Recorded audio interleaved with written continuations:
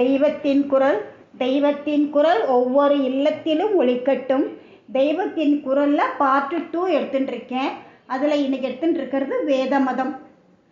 சமஸ்கிருதத்தில் ஒன்று சொல்லி அதற்கு பின்னால் தரம் என்று சேர்த்தால் முதலில் சொன்னதை விட இது ஸ்லாகியமாகிறது என்று அர்த்தம். வீரியவத் என்றால் சக்தியுள்ள என்று அர்த்தம். வீரியவத்ரம் என்றால் அந்த சக்தி மேலும் அதிகமாக என்று அர்த்தம்.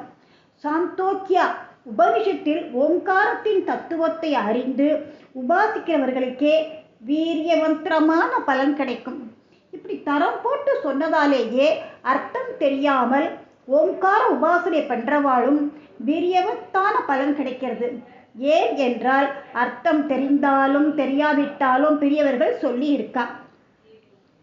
மந்திரத்தில் சரியான அக்ஷர உச்சரத்தினால் ஏற்படுகிற சலனம் தான் முக்கியமாக க்ஷேமத்தை தருவது, சப்தம் உண்டாக்கும் பலன்தான் இங்கே விசேஷம். அர்த்தம் தெரியாமல் சொல்வதில் தான் வீரியவத்திரமான பலன். அர்த்தம் தெரிந்து பண்ணினால் வெறும் வீரியவத்தன் தான் என்று கூட வேடிக்கையாக தோன்றுவது உண்டு. ஒரு படிப்பில்லாத ஒருவர் ஒரு மனு எழுதி கலெக்டர்கிட்ட நேரில் கொடுத்துட்றார். இவளுக்கு நல்லது பண்ணணும் அப்படின்னு நினைச்சு கலெக்டர் இவளுக்கு நல்லது பண்ணுவார். அதுபோல தான் மந்திரமும். மந்திரத்துக்கு அர்த்தம் ஈஸ்வரனுக்குத்தான் தெரியும். மந்திரங்களுக்கு அர்த்தம் சப்தங்களுக்கு அடுத்தபடிதான். சப்தசரணமான மந்திரங்களுக்கெல்லாம் அர்த்தம் இருக்க வேண்டும் என்பதே இல்லை.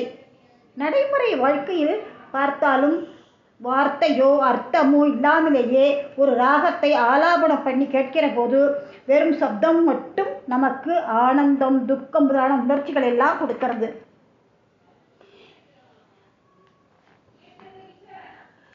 வேதத்தில் என்ன விசேஷம் அப்படின்னாக்க அதன் சப்தத்துக்கே தனியாக சக்தி இருப்பது மட்டும் இல்லாமல் வார்த்தைகளாகவும் அதற்கு உயர்ந்த அர்த்தம் இருக்கு. தமிழில் அநேக உத்தமமான சோஸ்திரங்கள்லாம் இருக்கு. அதை படிக்கும்போதே மனசு உருகிறது நமக்கு. ஆனாலும் குறிப்பிட்ட சில ஸ்லோகத்தை மட்டும் உருவேற்றுவது என்று வைத்துக்கொண்டு இருக்கோம். இப்போ திருமுருகாற்றுப்படை எடுத்துக்கோங்க, அது வியாதியெல்லாம் போகும். திருப்புகள் ரோகம் போகிறதுக்கு அது. அதை தவிர நெஞ்ச உருக்கும்படி வேறு சோஸ்திரங்கள்லாம் நிறைய இருக்குது. ஆனால் அவற்றையெல்லாம் நம்ம விட்டாச்சு. நாம் சிலவற்றை மட்டும் எடுத்துக்கொள்கிறோம். ஆச்சாரியாலே சௌந்தரிய லகரி சிவானந்த லகரி 2 சொல்கிறார். ஆனால் சௌந்தரிய லகரியில் ஒவ்வொரு ஸ்லோகத்துக்கும் ஒவ்வொரு விதமான பலன் இருக்குது. ஆனால் சிவானந்த லகரியும் அப்படி இல்லை. காரணம் சப்தங்களுக்கே உள்ள மந்திர சக்தி தான் காரணம். மந்திரங்களை வாயால் சொல்லிக்கொண்டு அதோடு கூட ஒரு காரியத்தையும் அக்னி மூலமாக பண்ணுவது யஜ்யம். யஜ்யம் என்பதை யாகம்னு சொல்லலாம். மன்னா திரயத்தே இது மந்திரக என்பது மந்திரத்துக்கு ஏற்பட்ட லட்சணம். அதிலே மந்திரம் என்பது லட்சணம். திராணம் என்றால் காப்பாற்றுவது. பரித்ராணாய சாதுனாம் என்ற கீதா வாக்கியம் எல்லோருக்கும் தெரியும். அப்படின்னா நல்லவர்களை நன்றாக காப்பாற்று என்று அர்த்தம்.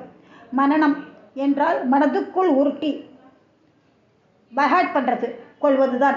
வாய் விட்டு சொல்லக்கூட வேண்டாம், மனசுக்குள்ளேயே மந்திர சப்தங்களை சொல்லிக்கிறதுனால உள்ளுக்குள்ளேயே க்ஷேமகரமான நாடி சலனங்கள் உண்டாகும். அதையே வாய் விட்டு வேதகோஷமாக பண்ணினால் அர்த்தம் புரியாட்டாலும் அதன் கம்பீரத்திலேயே கேட்கிறவாளுக்கெல்லாம் ஒரு திவ்ய ஆனந்தம் தரும். அந்த சப்தங்களுக்கு லோகக்ஷேமத்தை விளைவிக்கக்கூடிய சக்தி கூட இருக்கு.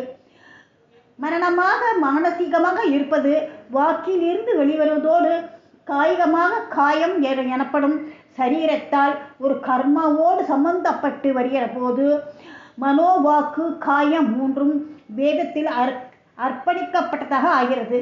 இதுவே யாகம் என்கின்ற யஜ்யம். நன்றி, வணக்கம்.